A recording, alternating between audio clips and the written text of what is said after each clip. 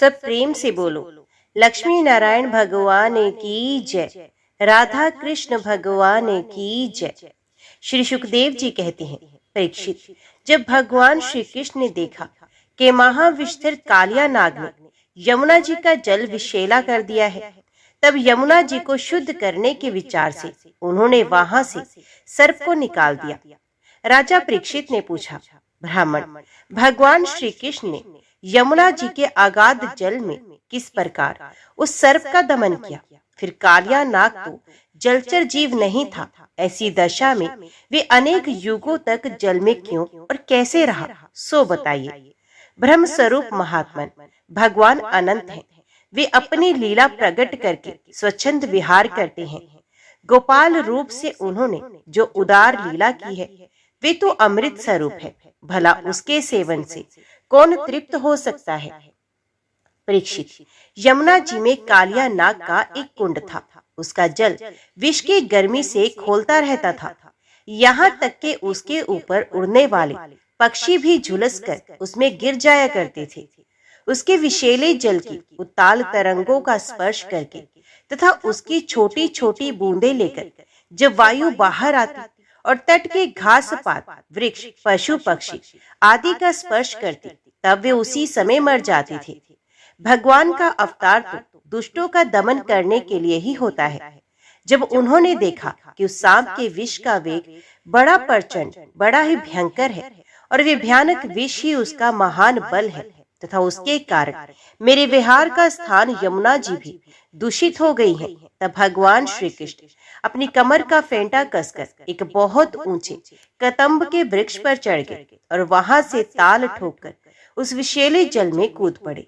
यमुना जी का जल सांप के विष के कारण पहले से ही खोल रहा था। उसकी तरंगे लाल पीली और अत्यंत भयंकर उठ रही थी।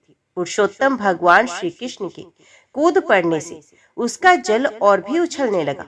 उस समय तो कालिया देह का जल इधर उधर उछलकर 400 हाथ तक फैल गया। अचिंत्य अनंत बलशाली भगवान श्री कृष्ण के लिए इसमें कोई आश्चर्य की बात नहीं है। प्रिय परीक्षित, भगवान श्री कृष्ण कालिया दह में कूदकर अतुल बलशाली मत वाले गजराज के समान जल उछालने लगे। इस प्रकार जल क्रीड़ा करने पर उनकी भुजाओं की टक्कर से जल में बड़े जोर का शब्द होने लगा। आंख से ही सुनने वाले कालिया नाग ने वे आवाज सुनी और देखा कि कोई मेरे निवास स्थान का तिरस्कार कर रहा है। उसे ये सहन नहीं हुआ। वे चिढ़कर भगवान श्री कृष्ण के सामने आ गया। उसने देखा कि सामने एक सांवला सलोना बालक है। वर्षाकालीन मेघ के समान अत्यंत सुकुमार शरीर है। उसमें लगकर आंखें हटने का नाम ही नहीं लेती। उसके वक्ष स्थल पर एक सुनहली रेखा श्रीवत्स का चिन्ह है और वे पीले रंग का वस्त्र धारण किए हैं। बड़े मधुर एवं मनोहर मुख पर मंद मंद मुस्कान अत्यंत शोभायमान हो रही है। चरण इतने सुकुमार और सुंदर है मानो कमल की गद्दी हो।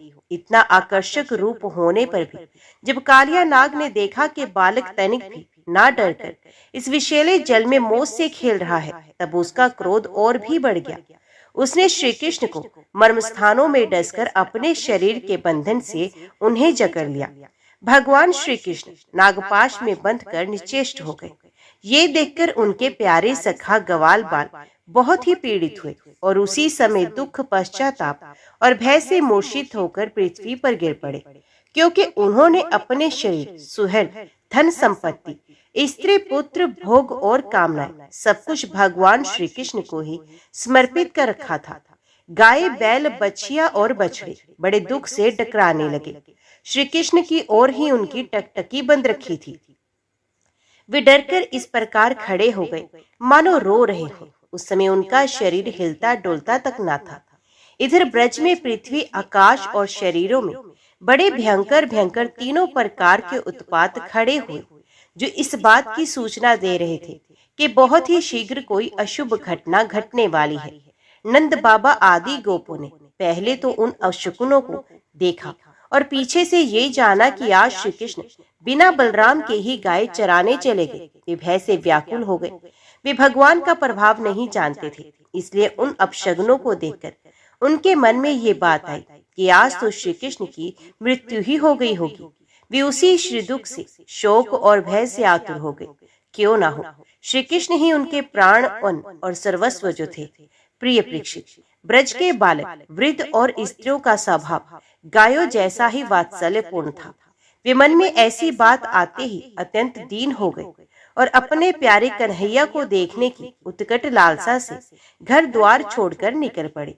बलराम जी स्वयं भगवान के स्वरूप और सर्वशक्तिमान हैं। उन्होंने जब ब्रजवासियों को इतना कातर और इतना आतुर देखा, तब उन्हें हंसी आ गई, परंतु वे कुछ ना बोले, चुप ही रहे, क्योंकि वे अपने छोटे भाई श्री कृष्ण का प्रभाव भलीभांति जानते थे। ब्रजवासी अपने प्यारे श्री कृष्ण को ढूंढने लगे। कोई अधिक कठिनाई न हुई, क्योंकि मार्ग में उन्हें भगवान के चरण चिन्ह मिलते जाते थे, जो कमल, अंकुश आदि से युक्त होने के कारण उन्हें पहचान होती जाती थी। इस प्रकार वे यमुना तट की ओर जाने लगे। मार्ग में गौ और दूसरों के चरण चिन्हों के बीच बीच में भगवान के चरण चिन्ह भी दिख जाते थे। उनमें कमल, जो, अंकुश, वज्र और ध्वजा के चिन्ह बहुत ही स्पष्ट थे। उन्हें देखते हुए वे बहुत शीघ्रता से चले। उन्होंने दूर से ही देखा कि कालिया नाग के शरीर से बंधे हुए श्री कृष्ण चेष्टाहीन हो रहे हैं। कुंड के किनारे पर ग्वाल बाल अचेत हुए पड़े हैं और गोए, बैल, बछड़े आदि बड़े आर्त स्वर से डकरा रहे हैं। ये सब देखकर वे सब गोप अत्यंत व्याकुल और अंत में मूर्छित हो गए। गोपियों का मन अनंत गुणागुण निल्य भगवान श्री कृष्ण के प्रेम के रंग में रंगा हुआ था। वे तो नित्य निरंतर भगवान के सुहाग, उनकी मधुर मुस्कान, प्रेम भरी चितवन तथा मीठी वाणी का ही स्मरण करती थी।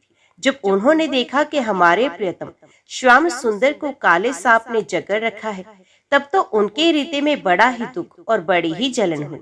अपने प्राण वल्लभ जीवन सर्वस्व के बिना उन्हें तीनों लोग सूने दिखने लगे। माता यशोदा तो अपने लाडले लाल के पीछे कालिया दह में कूदने ही जा रही थी, परंतु गोपियों ने उन्हें पकड़ लिया।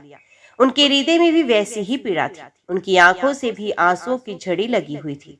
सबकी आंखों से भी आंसुओं की झड़ी लगी हुई थी। सबकी आंखें श्री कृष्ण के मुख कमल पर लगी थी, जिनके शरीर में चेतना थी। वे ब्रजमोहन श्री कृष्ण की पूतनावत आदि की प्यारी प्यारी ऐश्वर्य लीलाएं कह कहकर यशोदा जी को धीरज बंधाने लगे, किंतु अधिकांश तो मुर्दे की तरह पड़ ही गई थी। नंद बाबा आदि ने जीवन प्राण तो श्री कृष्ण ही थे। वे श्री कृष्ण के लिए कालिया दह में घुसने लगे। ये देखकर श्री कृष्ण का प्रभाव जानने वाले भगवान बलराम जी ने किन्हीं को समझा बुझाकर, किन्हीं को बलपूर्वक और किन्हीं को उनके हृदय में प्रेरणा करके रोक दिया। ये सांप के शरीर से बंध जाना तो श्री कृष्ण की मनुष्यों जैसी एक लीला थी। जब उन्होंने देखा कि ब्रज के सभी लोग स्त्री और बच्चों के साथ मेरे लिए इस प्रकार अत्यंत दुखी हो रहे हैं और सचमुच मेरे सिवा इनका कोई दूसरा सहारा भी नहीं है, तब वे एक मुहूर्त तक सर्प के बंधन में रहकर बाहर निकल आए। भगवान श्री कृष्ण ने उस समय अपना शरीर फुलाकर खूब मोटा कर लिया। इससे सांप का शरीर टूटने लगा। वे अपना नागपाश छोड़कर अलग खड़ा हो गया और क्रोध से आग बबूला हो अपने फण ऊंचा करके फुफकार मारने लगा। घात मिलते ही श्री कृष्ण पर चोट करने के लिए वे उनकी ओर टकटकी लगाकर देखने लगा।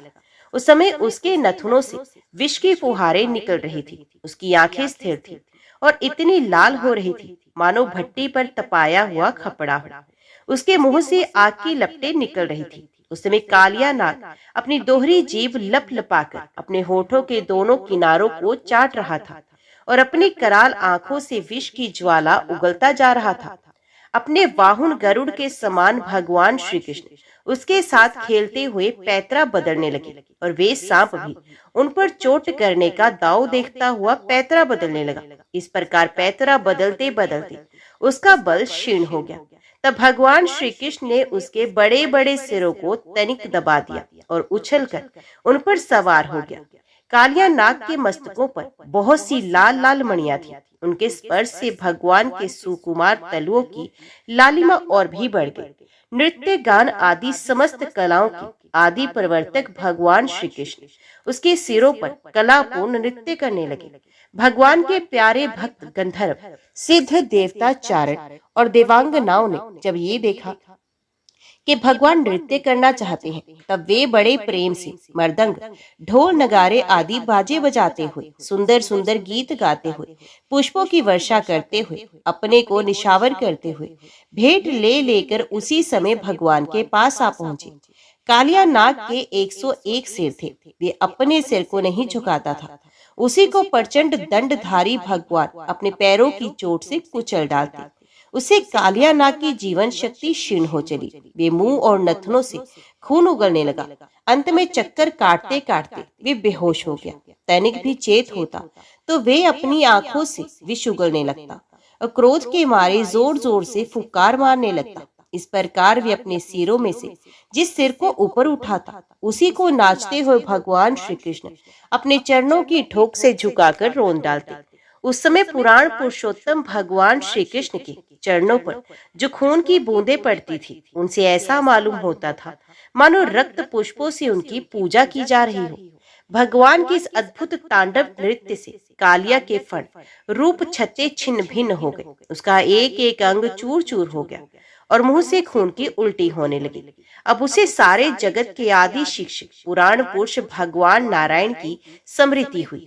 वे मन ही मन भगवान की शरण में गया।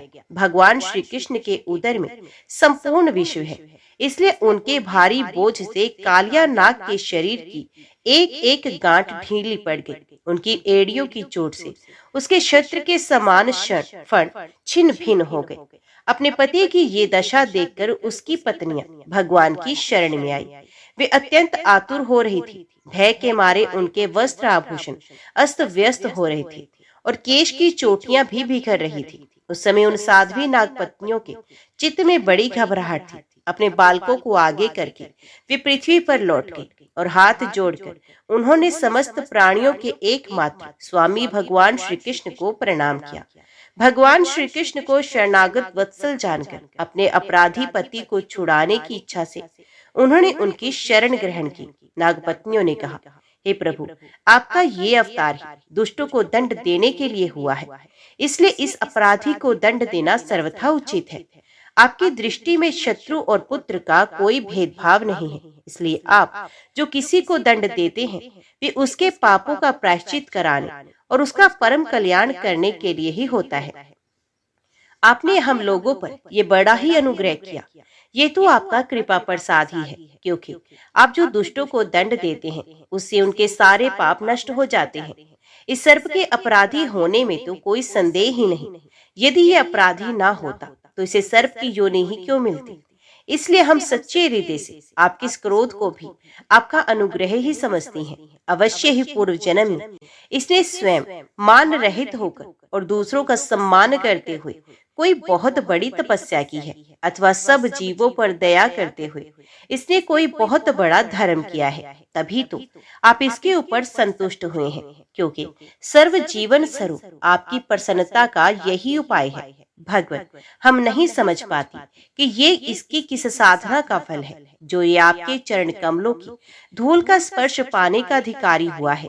आपके चरणों की रज इतनी दुर्लभ है कि उसके लिए आपकी अर्धांगिनी लक्ष्मी जी को भी बहुत दिनों तक समस्त भोगों का त्याग करके नियमों का पालन करते हुए तपस्या करनी पड़ी थी। प्रभु, जो आपके चरणों की धूल की शरण ले लेते हैं वे भक्तजन स्वर्ग का राज्य या पृथ्वी की बादशाही नहीं चाहते। ना वे रसातल का राज्य चाहते हैं, ना तो ब्रह्मा का पद ही लेना चाहते हैं। उन्हें अणिमादि योग सिद्धियों की भी चाह नहीं होती।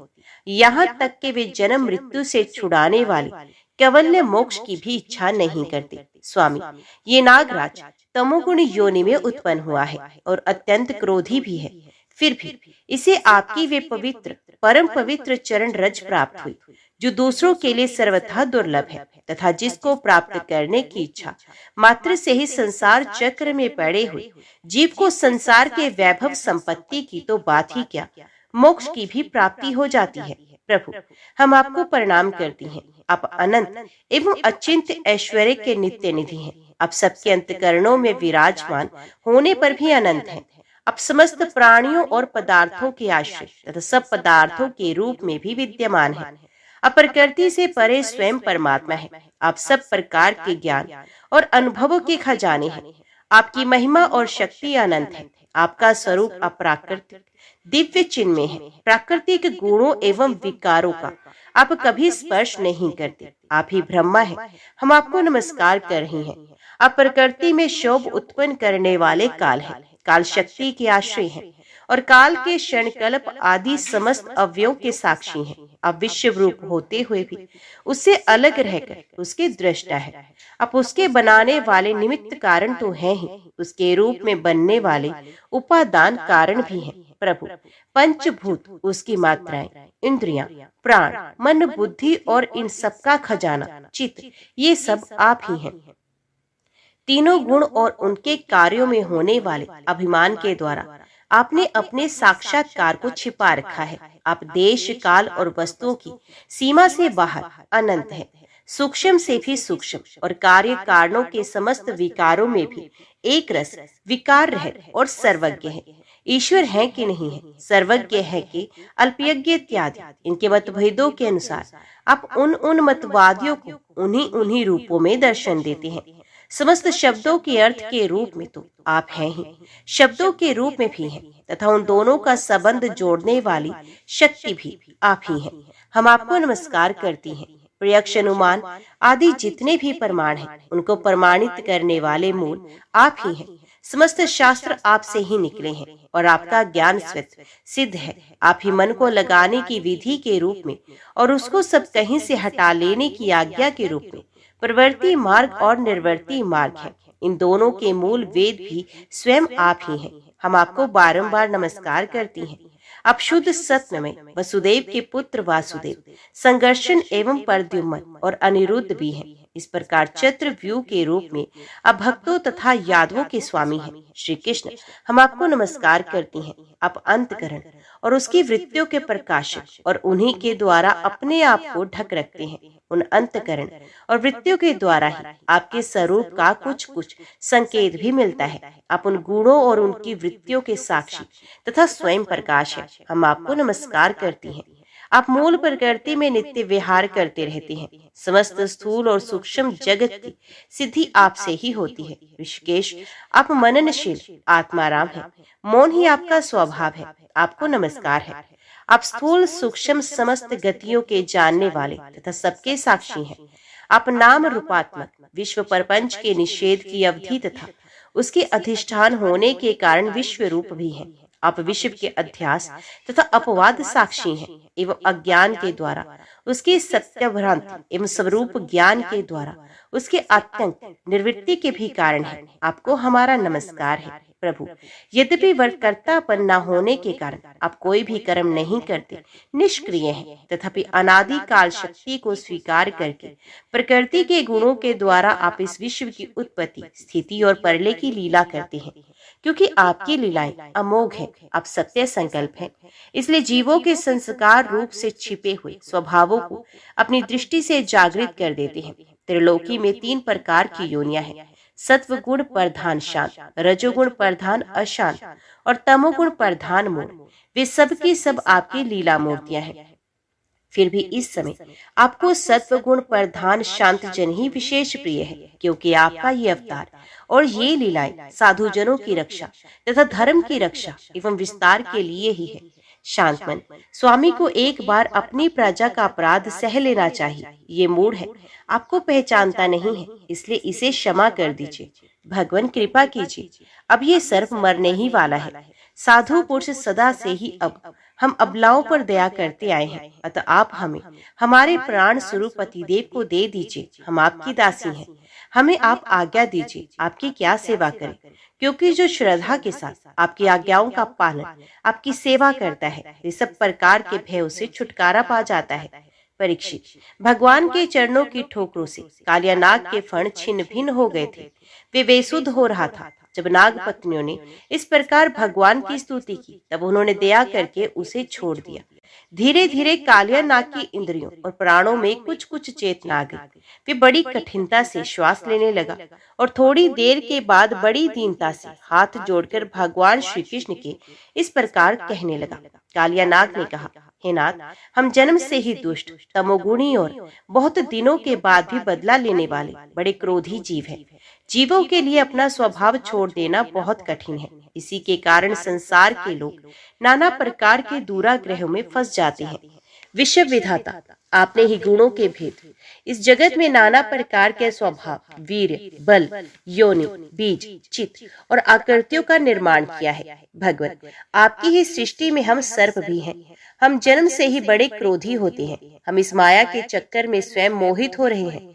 फिर अपने प्रयत्न से इस दुस्सह्य माया का त्याग कैसे करें? आप सर्वज्ञ और संपूर्ण जगत के स्वामी हैं। आप ही हमारे स्वभाव और इस माया के कारण हैं। अब आप अपनी इच्छा से जैसा ठीक समझें, कृपया कीजिए या दंड दीजिए। कालियानाग की बात सुनकर लीला मनुष्य भगवान श्री कृष्ण ने कहा, सर्प, अब तुझे यहाँ नहीं रहना चाहिए। तू अपने जाति भाई, पुत्र और स्त्रियों के साथ शीघ्र ही यहाँ से समुद्र में चला जा। अब गोई और मनुष्य यमुना जल का उपभोग करें। जो मनुष्य दोनों समय तुझको दी हुई मेरी इस आज्ञा का स्मरण तथा कीर्तन करे, उसे सांपों से कभी भय ना हो। मैंने इस कालिया देह में क्रीड़ा की है, इसलिए जो पुरुष इसमें स्नान करके जल से देवता और पितरों का तर्पण करेगा एवं उपवास करके मेरा स्मरण करता हुआ मेरी पूजा करेगा, वे सब पापों से मुक्त हो जाएगा। मैं जानता हूँ कि तू गरुड़ के भय से रमणक द्वीप छोड़कर इस दह में आ फंसा था। अब तेरा शरीर मेरे चरण चिन्हों से अंकित हो गया है, इसलिए जा, अब गरुड़ तुझे नहीं खाएगा। भगवान श्री कृष्ण की एक एक लीला अद्भुत है। उनकी ऐसी आज्ञा पाकर कालियानाग और उसकी पत्नियों ने आनंद से भरकर बड़े आदर से उनकी पूजा की। उन्होंने दिव्य वस्त्र, पुष्पमाला, मणि, बहुमूल्य आभूषण, दिव्य गंध, चंदन और अति उत्तम कमलों की माला से जगत के स्वामी गरुड़ ध्वज भगवान श्री कृष्ण का पूजन करके उन्हें प्रसन्न किया। इसके बाद बड़े प्रेम और आनंद से उनकी परिक्रमा की, वंदना की और उनसे अनुमति ली। तब अपनी पत्नियों, पुत्रों और बंधु बांधवों के साथ रमणक द्वीप की, जो समुद्र में सर्पों के रहने का एक स्थान है, यात्रा की। लीला मनुष्य भगवान श्री कृष्ण की कृपा से यमुना का जी का जल केवल विषहीन ही नहीं, बल्कि उसी समय अमृत के समान मधुर हो गया। राजा परीक्षित ने पूछा, भगवत, कालिया नाग ने नागों के निवास स्थान रमणक द्वीप को क्यों छोड़ा था और उस अकेले ने ही गरुड़ जी का कौन सा अपराध किया था? श्री सुखदेव जी कहते हैं, परीक्षित, पूर्व काल में गरुड़ जी को उपहार स्वरूप प्राप्त होने वाले सर्पों ने ये नियम कर लिया था कि प्रत्येक मास में निर्दिष्ट वृक्ष के नीचे गरुड़ को एक सर्प की भेंट दी जाए। इस नियम के अनुसार प्रत्येक अमावस्या को सारे सर्प अपनी रक्षा के लिए महात्मा गरुड़ जी को अपना अपना भाग देते रहते थे। उन सर्पों में कद्रु का पुत्र कालियानाग अपने विष और बल के घमंड से मतवाला हो रहा था। उसने गरुड़ का तिरस्कार करके स्वयं तो बलि देना दूर रहा, दूसरे सांप जो गरुड़ को बलि देते उसे भी खा लेता था। परीक्षित ये सुनकर भगवान के प्यारे पार्षद शक्तिशाली गरुड़ को बड़ा क्रोध आया, इसलिए उन्होंने कालियानाग को मार डालने के विचार से बड़े वेग से उस पर आक्रमण किया।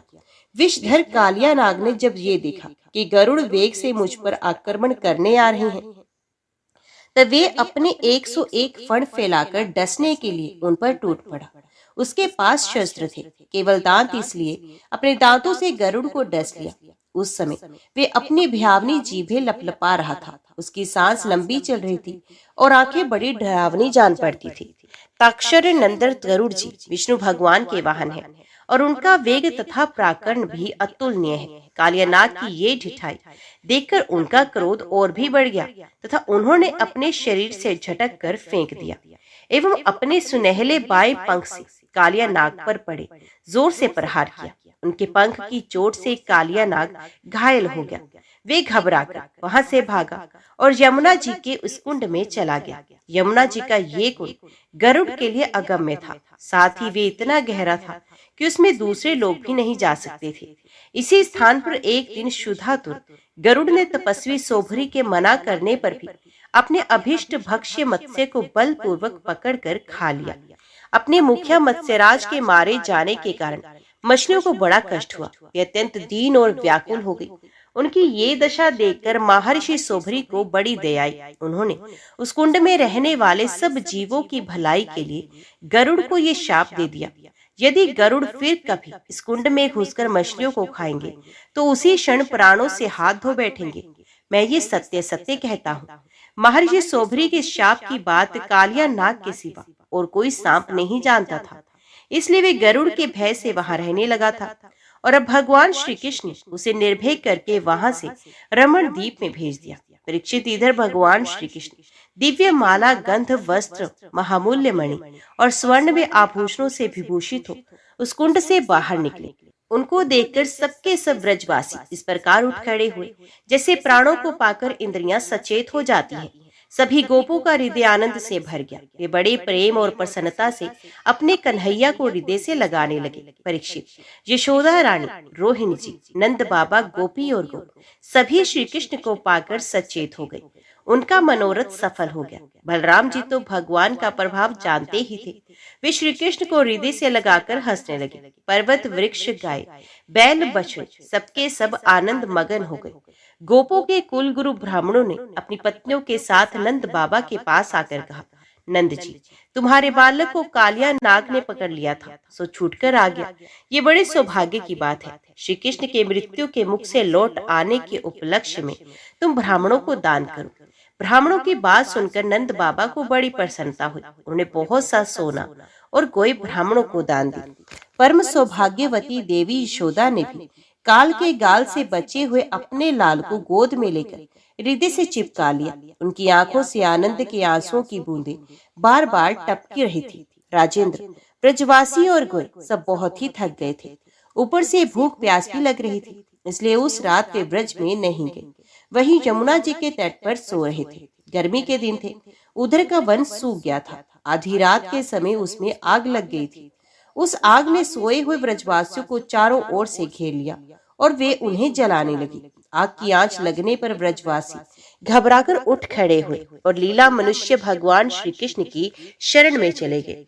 उन्होंने कहा, प्यारे श्री कृष्ण, श्याम सुंदर, महाभाग्यवान बलराम, तुम दोनों का बल विक्रम अनंत है। देखो देखो, ये भयंकर आग तुम्हारे सगे संबंधी हम स्वजनों को जलाना ही चाहती है।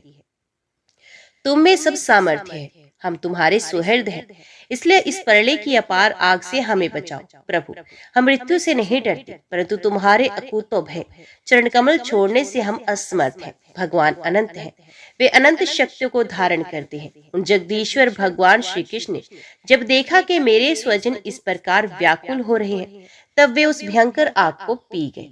परीक्षित, अब आनंदित स्वजन संबंधियों से घिरे हुए एवं उनके मुख से अपनी कीर्ति का गान सुनते हुए श्री कृष्ण ने गोकुल मंडित गोष्ठ में प्रवेश किया। इस प्रकार अपनी योग माया से ग्वाल का वेश बनाकर राम और श्याम ब्रज में क्रीड़ा कर रहे थे।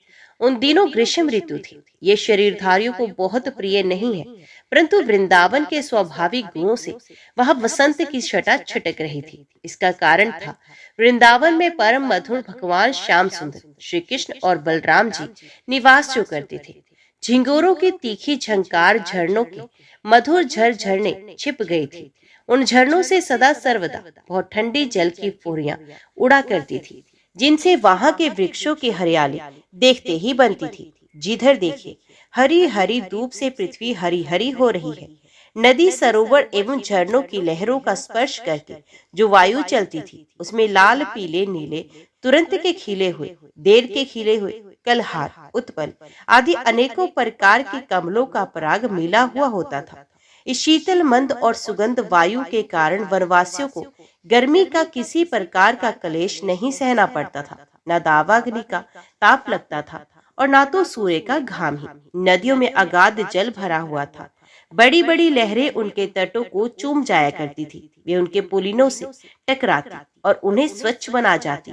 उनके कारण आसपास की भूमि गीली बनी रहती और सूर्य की अत्यंत उग्र तथा तीखी किरणें भी वहां की पृथ्वी और हरी हरी घास को नहीं सुखा सकती थी। चारों ओर हरियाली छा रही थी। उस वन में वृक्षों की पांत फूलों से लद रही थी। जहां देखिए वहीं से सुंदरता फूट पड़ती थी। कहीं रंग बिरंगे पक्षी चहक रहे थे, तो कहीं तरह तरह के हिरण चौकड़ी भर रहे थे। कहीं मोर कूक रहे थे, तो कहीं भोरे गुंजार कर रहे थे। कहीं कोयले कूक रही थी, तो कहीं सारस अलग ही अपना आलाप छोड़ रहे थे। ऐसा सुंदर वन देखकर श्याम सुंदर श्री कृष्ण और गौर सुंदर बलराम जी ने उसमें विहार करने की इच्छा की। आगे आगे गोय चली, पीछे पीछे ग्वालपाल और बीच में अपने बड़े भाई के साथ बांसुरी बजाते हुए श्री कृष्ण राम श्याम और ग्वाल बालों ने नव पल्लवों, मोरपंखों के गुच्छों, सुंदर सुंदर पुष्प के हारों और गेरू आदि रंगीन धातुओं से अपने को भांति भांति से सजा लिया। फिर कोई आनंद में मगन होकर नाचने लगा, तो कोई ताल ठोंकर कुश्ती लड़ने लगा और किसी किसी ने राग आलापना शुरू कर दिया। जिस समय श्री कृष्ण नाचने लगते, उसमें कुछ ग्वाल बाल गाने लगते और कुछ बांसुरी तथा सींग बजाने लगते, कुछ हथेली से ही ताल देते तो कुछ वाह वाह करने लगते।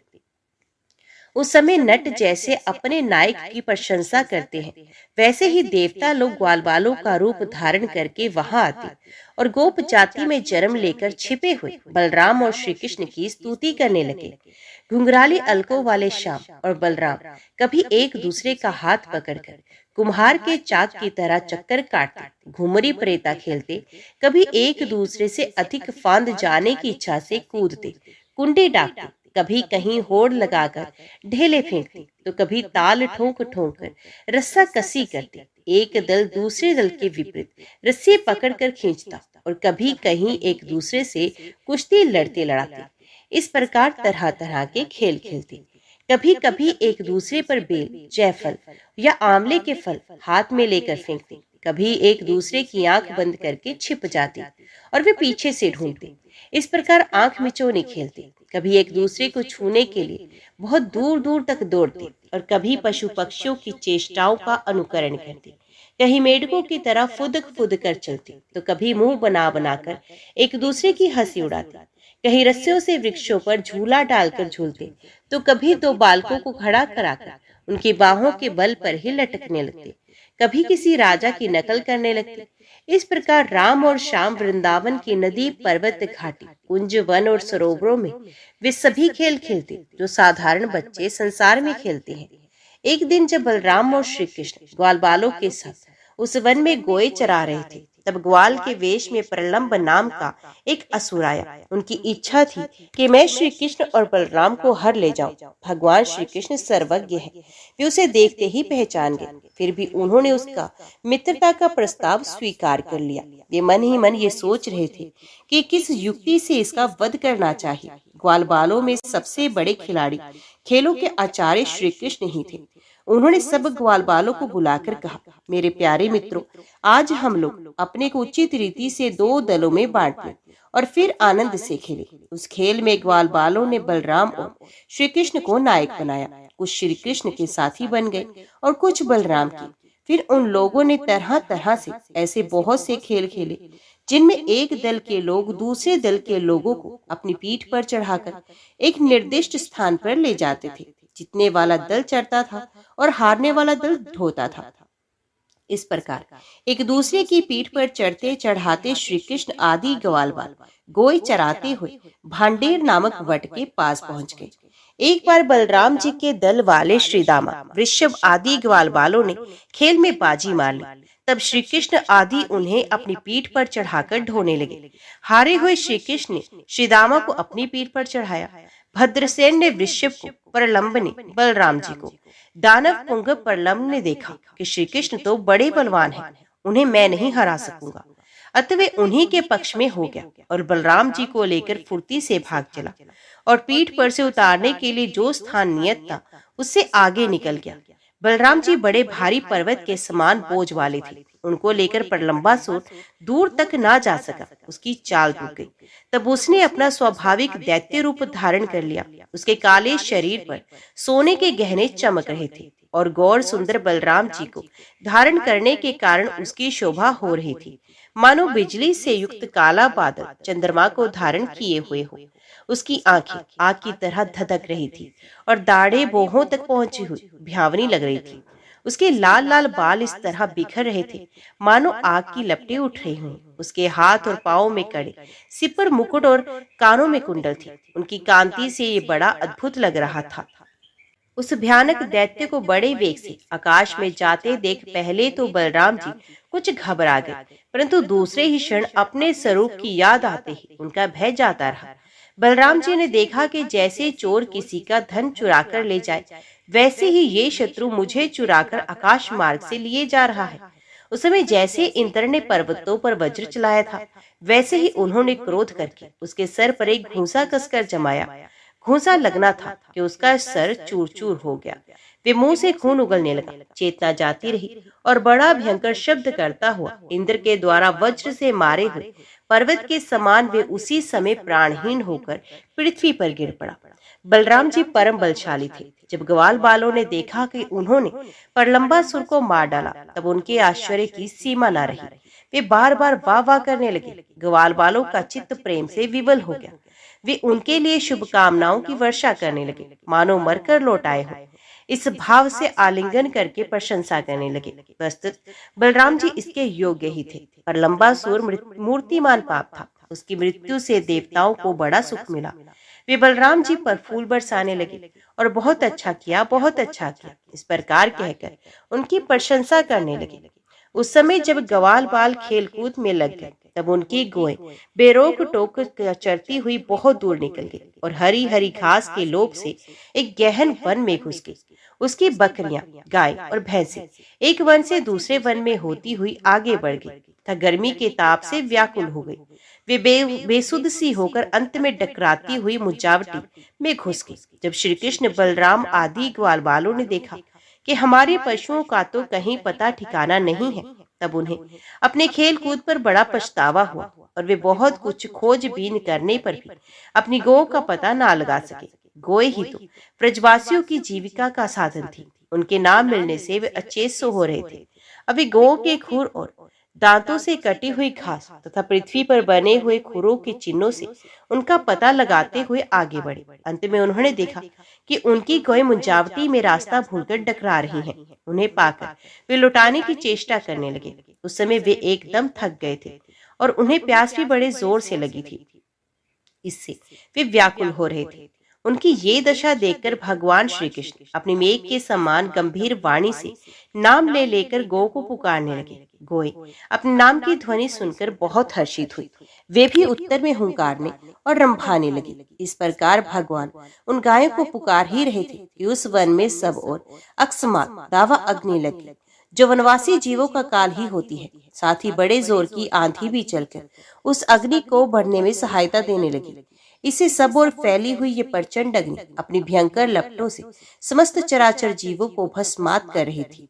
जब ग्वालों और गौओं ने देखा कि दावानल चारों ओर से हमारी ओर ही बढ़ता आ रहा है, तब ये अत्यंत भयभीत हो गए और मृत्यु के भय से डरे हुए जीव जिस प्रकार भगवान की शरण में आते हैं, वैसे ही वे श्री कृष्ण और बलराम जी की शरणापन्न होकर उन्हें पुकारते हुए बोले, महावीर श्री कृष्ण, प्यारे श्री कृष्ण, परम बलशाली श्री कृष्ण, बलराम जी, हम तुम्हारे शरणागत। देखो, इस समय हम दावानल से जलना नहीं चाहते हैं। हम दोनों को हमें इससे बचाइए। श्री कृष्ण, जिनको तुम्हें भाई बंधु और सब कुछ हो, उन्हीं तो किसी प्रकार का कष्ट नहीं होना चाहिए। सब धर्मों के ज्ञाता श्याम सुंदर, तुम ही हमारे एकमात्र रक्षक और स्वामी हो। हमें केवल तुम्हारा ही भरोसा है। अपने सखा ग्वाल बालों के ये दीनता से भरे वचन सुनकर भगवान श्री कृष्ण ने कहा, डरो मत, तुम अपनी आंखें बंद कर लो। भगवान की आज्ञा सुनकर उन ग्वाल बालों ने कहा, बहुत अच्छा, और अपनी आंखें मूंद ली। तब योगेश्वर भगवान श्री कृष्ण ने उस भयंकर आग को अपने मुंह में पी लिया। इसके बाद जब ग्वाल बालों ने अपनी अपनी आंखें खोलकर देखा, तब अपने को भंडीर वट पास पाया। उस प्रकार अपने आप को और गौ को दावानल बचा दे वे ग्वाल बाल बहुत ही विस्मित हुए। श्री कृष्ण की इस योग सिद्धि द्वारा योग माया के प्रभाव को एवं दावानल से अपनी रक्षा को देखकर उन्होंने यही समझा कि श्री कृष्ण कोई देवता है। सायंकाल होने पर बलराम जी के साथ भगवान श्री कृष्ण ने गोए लौटाई और वंशी बजाते हुए उनके पीछे पीछे व्रज की यात्रा की। उस समय ग्वाल बाल उनकी स्तुति करते आ रहे थे। इधर व्रज में गोपियों को श्री कृष्ण के बिना एक एक क्षण 100 युग के समान हो रहा था। जब भगवान श्री कृष्ण लौटे, तब उनका दर्शन करके वे परम आनंद में मगन हो गए। ग्वाल बालों ने घर पहुंचकर अपनी माँ, बहन आदि स्त्रियों से परीक्षित और बलराम जी ने कुछ अद्भुत कर्म किए थे, दावानल से उनको बचाना, प्रलंब को मारना इत्यादि सबका वर्णन किया। बड़े बूढ़े गोप और गोपियां भी राम और श्याम की अलौकिक लीलाएं सुनकर विस्मित हो गए। वे सब ऐसा मानने लगे कि श्री कृष्ण और बलराम के वेश में कोई बहुत बड़े देवता ही व्रज में पधारे हैं। इसके बाद वर्षा ऋतु का शुभ आगमन हुआ। इस ऋतु में सभी प्रकार के प्राणियों की बढ़ती हो जाती है। उस समय सूर्य और चंद्रमा पर बार बार प्रकाश में मंडल बैठने लगे। बादल, वायु, चमक, कड़क आदि से आकाश शुद्ध सा दिखने लगा। आकाश में नीले और घने बादल घिराते, बिजली कौंधने लगती, बार बार गड़गड़ाहट सुनाई पड़ती। सूर्य, चंद्रमा और तारे ढके रहते। इससे आकाश की ऐसी शोभा होती जैसे ब्रह्म स्वरूप होने पर भी गुणों से ढक जाने पर जीव की होती है। सूर्य ने राजा की तरह पृथ्वी रूप प्रजा से 8 महीने तक जल कर ग्रहण किया था। अब समय आने पर वे अपनी किरणकरों से फिर उसे बांटने लगे।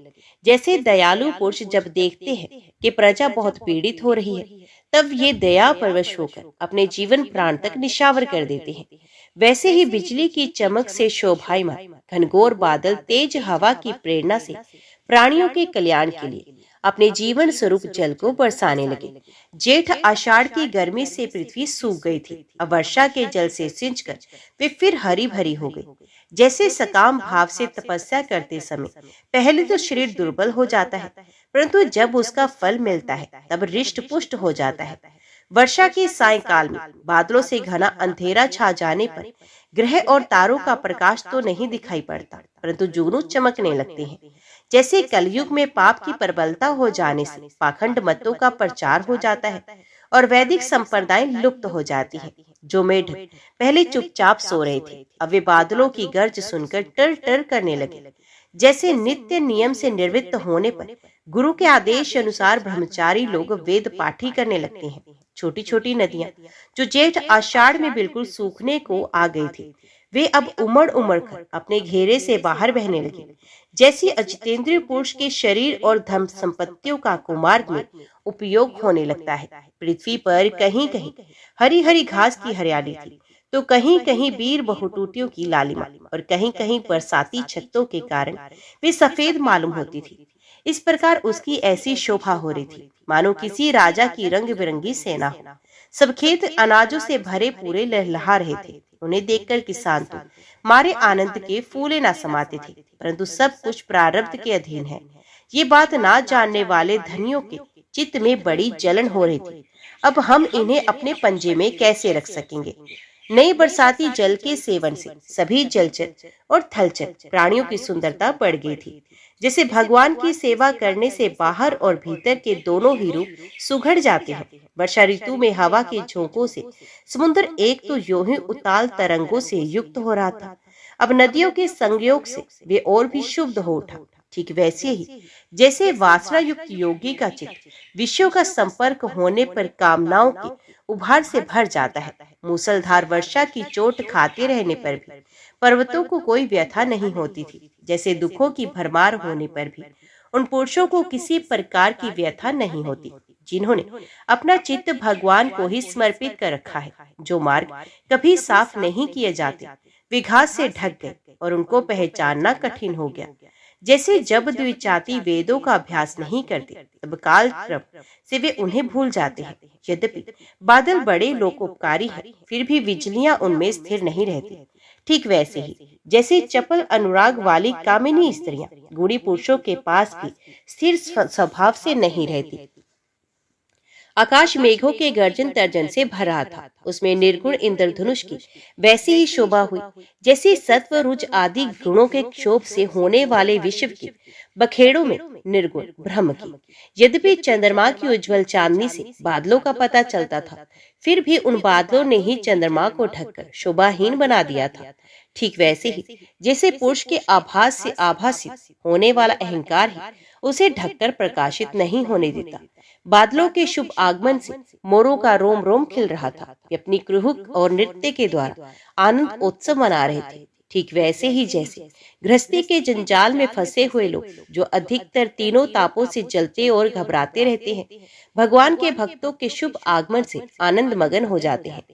जो वृक्ष जेठ आषाढ़ में सूख गए थे, वे अब अपनी जड़ों से जल पीकर पत्ते, फूल तथा डालियों से खूब सज धज गए। जैसे सकाम भाव से तपस्या करने वाले पहले तो दुर्बल हो जाते हैं, परंतु कामना पूरी होने पर मोटे तगड़े हो जाते हैं। तालाबों के तट कांटे कीचड़ और जल के बहाव के कारण प्राय अशांत ही रहते थे, परंतु सारस एक क्षण के लिए भी उन्हें नहीं छोड़ते थे। ऐसे अशुद्ध हृदय वाले विषयी पुरुष कामधंधों के झंझट से कभी छुटकारा नहीं पाते, फिर भी घरों में ही पड़े रहते हैं। वर्षा ऋतु में इंद्र की प्रेरणा से मूसलधार वर्षा होती है। इससे नदियों के बांध और खेतों की मेंढे टूट फूट जाती हैं। जैसे कलयुग में पाखंडियों के तरह तरह के मिथ्या मतवादों से वैदिक मार्ग की मर्यादा ढीली पड़ जाती है।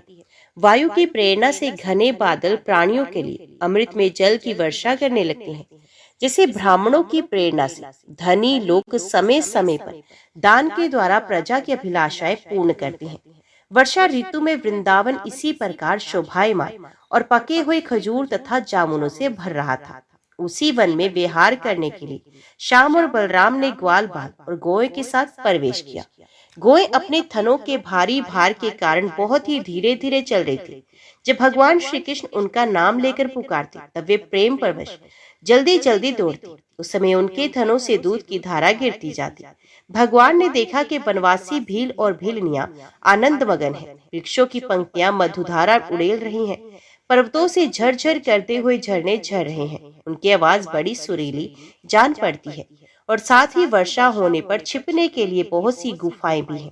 जब वर्षा होने लगती तब श्री कृष्ण कभी किसी वृक्ष की गोद में या खोड़र में जाकर छिप जाते, कभी कभी किसी गुफा में जा बैठते और कभी कंद मूल फल खाकर ग्वालों के साथ खेलते रहते।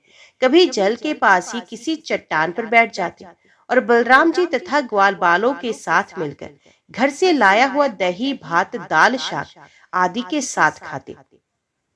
वर्षा ऋतु में बैल बछड़े और थनों के भारी भार से थकी हुई गोई थोड़ी ही देर में भरपेट घास चर लेती और हरी भरी घास पर बैठकर ही आंख मूंदकर जुगाली करती। वर्षा ऋतु की सुंदरता अपार थी। वे सभी प्राणियों को सुख पहुंचा रही थी। इसमें संदेह नहीं कि वे ऋतु गाय बैल बछड़े सबके सब भगवान की लीला के ही विलास थे। फिर भी उन्हें देखकर भगवान बहुत प्रसन्न होते और बार बार प्रशंसा करते। इस प्रकार श्याम और बलराम बड़े आनंद से ब्रज में निवास कर रहे थे। इसी समय वर्षा बीतने पर शरद ऋतु आ गई। अब आकाश में बादल नहीं रहे, जल निर्मल हो गया, वायु बड़ी धीमी गति से चलने लगी। शरद ऋतु में कमलों की उत्पत्ति से जलाशयों के जल ने अपनी सहज स्वच्छता प्राप्त कर ली। ठीक वैसे ही जैसे योग भ्रष्ट पुरुषों का चित्त फिर से योग का सेवन करने से निर्मल हो जाता है। शरद ऋतु ने आकाश के बादल, वर्षा काल के बड़े हुए जीव, पृथ्वी की कीचड़ और जल के मटमैलेपन को नष्ट कर दिया। जैसे भगवान की भक्ति ब्रह्मचारी, गृहस्थ, वानप्रस्थ और सन्यासियों के सब प्रकार के कष्टों और अशुभों का झटपट नाश कर देती है। बादल अपने सर्वस्व जल का दान करके उज्जवल कांति से सुशोभित होने लगे।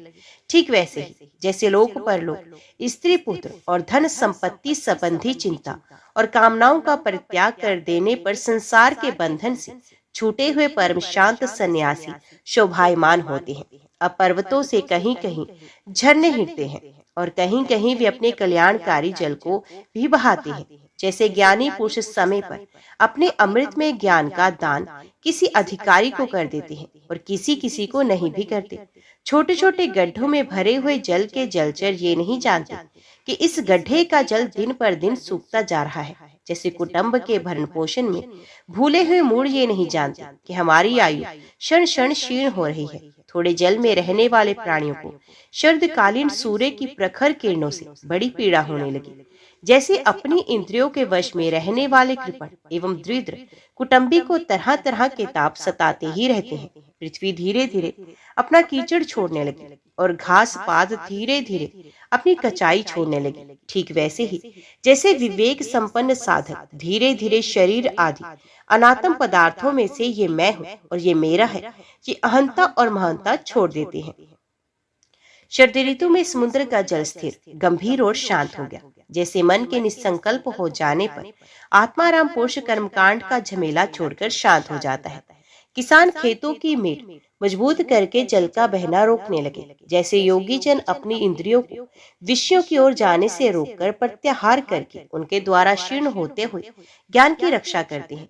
शरद ऋतु में दिन के समय बड़ी कड़ी धूप होती, लोगों को बहुत कष्ट होता, परंतु चंद्रमा रात्रि एक समय लोगों का सारा संताप वैसे ही हर लेते जैसे देह अभिमान से होने वाले दुख को ज्ञान और भगवत विग्रह से होने वाली गोपियों के दुख को श्री कृष्ण नष्ट कर देते हैं। जैसे वेदों के अर्थ को स्पष्ट रूप से जानने वाला सत्व गुणी चित्त अत्यंत शोभायमान होता है, वैसे ही शरद ऋतु में रात के समय मेघों से रहित निर्मल आकाश तारों की ज्योति में जगमगाने लगता है। जैसे पृथ्वी तल में यदुवंशियों के बीच यदुपति भगवान श्री कृष्ण की शोभा होती है, वैसे ही आकाश में तारों के बीच पूर्ण चंद्रमा सुशोभित होने लगा। फूलों से लदे हुए वृक्ष और लताओं में होकर बड़ी ही सुंदर वायु बहती, वे ना अधिक ठंड होती और ना ही गर्म। उस वायु के स्पर्श से सब लोगों की जलन तो मिट जाती, परंतु गोपियों की जलन और भी बढ़ जाती, क्योंकि उनका चित्त उनके हाथ में नहीं था, श्री कृष्ण ने उसे चुरा लिया था। शरद ऋतु में गोए, हिरनिया, चिड़िया और नारियां ऋतुमती संतान उत्पत्ति की कामना से युक्त हो गई तथा सांड, हिरण, पक्षी और पुरुष उनका अनुसरण करने लगे। ठीक वैसे ही जैसे समर्थ पुरुष के द्वारा की हुई क्रियाओं का अनुसरण उनके फल करते हैं, जैसे राजा के शुभ आगमन से डाकू, चोरों के सिवा और सब लोग निर्भय हो जाते हैं, वैसे ही सूर्योदय के कारण कुमुदनी, ये अतिरिक्त और सभी प्रकार के कमल खिल गए। उस समय बड़े बड़े शहरों और गांवों में नवागन, प्राशन और इंद्र संबंधी उत्सव होने लगे। खेतों में अनाज पक गए और पृथ्वी भगवान श्री कृष्ण तथा बलराम जी की उपस्थिति से अत्यंत सुशोभित होने लगी। साधना करके सिद्ध हुए पुरुष जैसे समय आने पर अपने देव आदि शरीरों को प्राप्त होते हैं, वैसे ही वैश्य, सन्यासी, राजा और सनातन जो वर्षा के कारण एक स्थान पर रुके हुए थे, वहां से चलकर अपने अपने अभिष्ट कामकाज में लग गए। ओम नमो भगवते वासुदेवाय नमः। आज की वीडियो में इतना ही। उम्मीद करती हूँ वीडियो आपको पसंद आई होगी। वीडियो पसंद आई हो तो वीडियो को लाइक और चैनल को सब्सक्राइब जरूर कीजिएगा। जय श्री कृष्णा लिखकर कमेंट बॉक्स में अपनी हाजिरी और अपने सुझाव देना ना भूलेगा। तो मिलती है अगली कथा अगली वीडियो के साथ। तब तक के लिए देखते व सुनते रहिए। जय मां कंजर, जय माता दी।